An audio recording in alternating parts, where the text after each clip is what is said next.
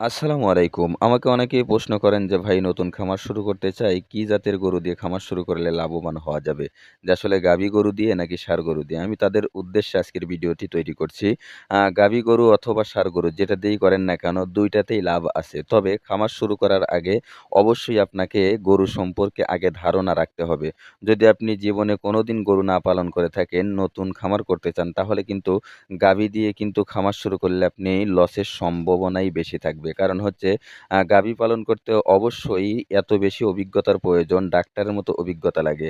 তবে গাভী গরু হান্ডি যেই গাভীগুলো আছে অর্থাৎ একেবারে কাবু গাভী, সেই গাভীগুলো কিন্তু অল্প দিনেই কিন্তু মোটা তাজা করা সম্ভব হয়ে যায়। কারণ হচ্ছে গাভীগুলোকে কাঁচা ঘাস এবং দুবেলা যদি দানাদার দেন তাহলে কিন্তু গাভী অতি তাড়াতাড়ি মোটা তাজা হয়ে যায়। অন্যদিকে ষাঁড় গরু যদি আপনি পালন করেন, ষাঁড় গরু পালন করলে মোটা তাজা কিন্তু একটু দেরিতে হয়। অনেক ষাঁড় গরু কেনার পরে খাবার খেতে চায় না এবং যদিও খাবার খেতে চায় খুব বেশি মোটা তাজা হতে চায় না। আর গাভীগুলো কিন্তু আপনি ৩ থেকে ৩.৫ মাস পালন করলেই বিক্রি করতে পারবেন। কারণ গাভী গরু খুব ভালো খাবার খায়। আ এজন্য গাভী গরু দিয়ে শুরু করতে পারেন। তবে আগে আপনার পূর্ব অভিজ্ঞতা থাকতে হবে গরু সম্পর্কে।